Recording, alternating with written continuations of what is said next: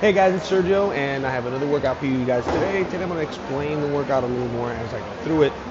It's going to be a very simple workout today. It's going to get heavy really quick. I'm going to start off with some lighter weight and then move into the workout with a little bit of heavier weight.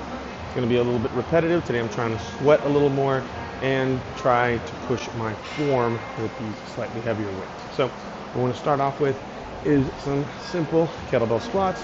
I want to sit back and down as I squat, aiming the weight in between my heels, right? So I'm trying to come back and down and come up, pressing through my heels and inner toe as I come upwards, right? I also want to kind of lean back a little towards the end and really squeeze my glutes throughout the entire movement, right? I'm trying to maintain my core nice and tight. As I come down, I come back up, my core is always engaged, and especially on the way up, I want to try to squeeze my core just a little more as I come up towards the end of the lift. I also want to push my big toes into the ground because that allows my inner thighs to flex. So that's going to give me a couple of benefits. One, it's a better workout for my muscles in my legs. Two, it supports my knee much more. And three, it's going to give me a lot more strength and cleanliness throughout my movement. Right? Boom. Nice and strong. Boom. And it's going to create a good habit, boom, for when I go into the kettlebell swings, right? We're going to do Russian style kettlebell swings here. I like the Russian style kettlebell swing. I wouldn't say better, but I think it's different than the strong and hard style, and it promotes a little bit more of the momentum that the kettlebell's originally designed to use. So now we're going to do these swings here. We're going to do some single-handed swings. When I do the single-handed swing, I'm going to clamp my hand down and make a little lock with my hand, right?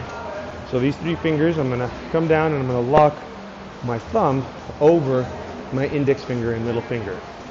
So as I come and clamp the weight, I'm going to lock my thumb over my index finger and my middle finger. This is going to make it very, very strong. And I want to have a nice vertical wrist, right? So I don't want my wrist bent. I want my wrist nice and vertical. And that's going to promote a nice pendulous motion with the swing, right? We're not really using our shoulders and arms so much when we swing. We're driving with our hips, and we want to create a nice strong pendulum. Imagine like a wrecking ball, right? The bottom and the base of the crane are what move the ball, not the cable. So I'm going to come in here, we're going to grab it. I like to scooch back a little bit and drop my weight back. I'm going to drop my weight back, and that helps me swing the weight right from the very beginning.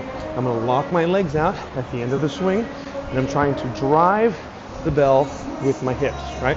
I keep my lats very tight.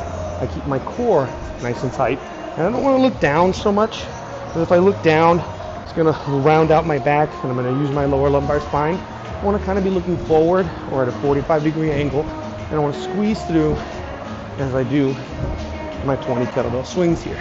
Boom. Right, nice press through. I'm trying to really squeeze the glutes, and I'm trying to keep the weight as close to my crotch as possible.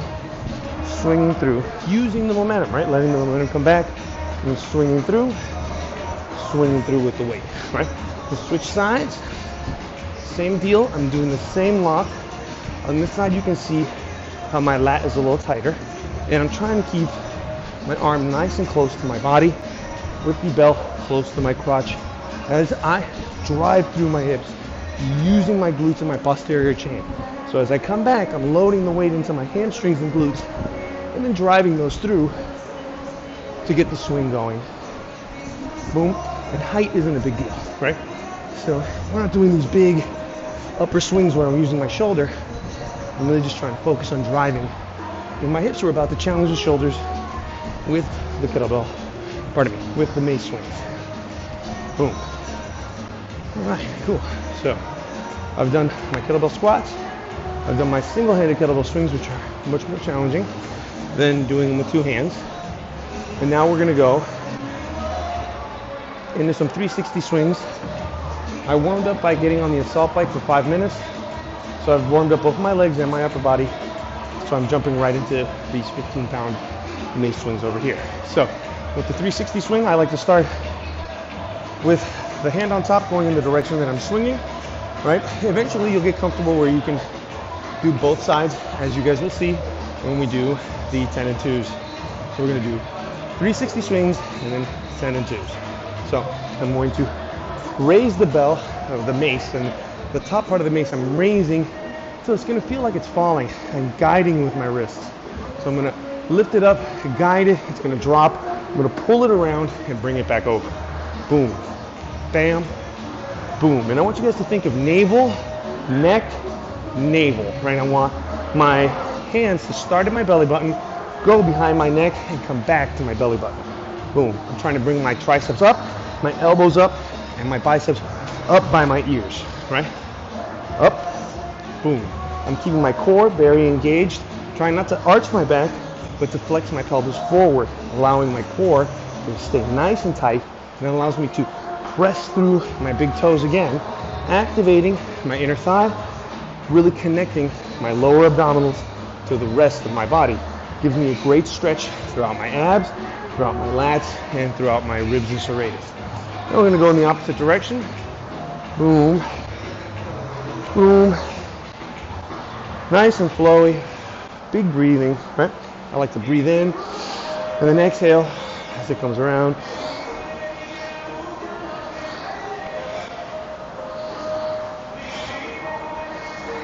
We want a nice grip. We don't want to be too tight. We want to be loose in here and then tight as we come back around. Boom. Boom, right? So think of it like tight, loose, tight, loose, tight. Boom, as we come around, we're really using the mace as much as we can. Boom. Swinging it through, turning it around, and getting through our 20 reps here. Nice and tight. Boom, boom, and that's 20. Boom, okay. Let's do 2 more just to this. Boom. Okay, so now I'm gonna do the 10 and 2. When we do the 10 and 2, we're trying to come up to 10 o'clock and 2 o'clock. Right? So imagine that there's a big clock around me, it's being midnight, right?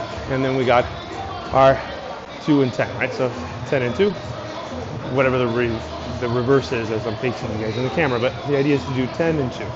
So we're gonna bring it around. It's a little bit quicker than the regular swing because we gotta quickly come around and flex and tighten at the peak of the movement. And so at the peak tension of the movement, you're gonna flex out.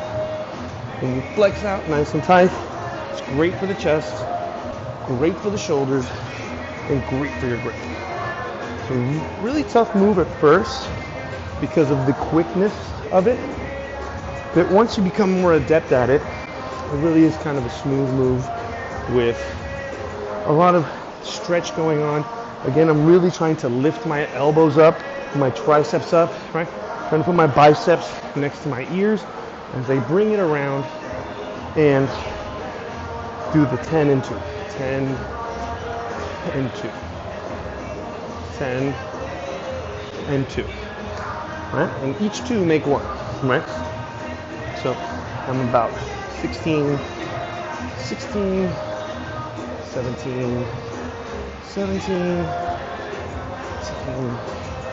18, 19, 20, and 20, right? So very simple exercises today. We're only doing 4 things. We're doing the squats, we're doing the alternating single hand swings, and we're doing the alternating 360 swings, right hand and then left hand. So you do them all to the right, all to the left. And then we do the alternating 10 and 2s where you're doing both sides each rep, 20, 20, 20.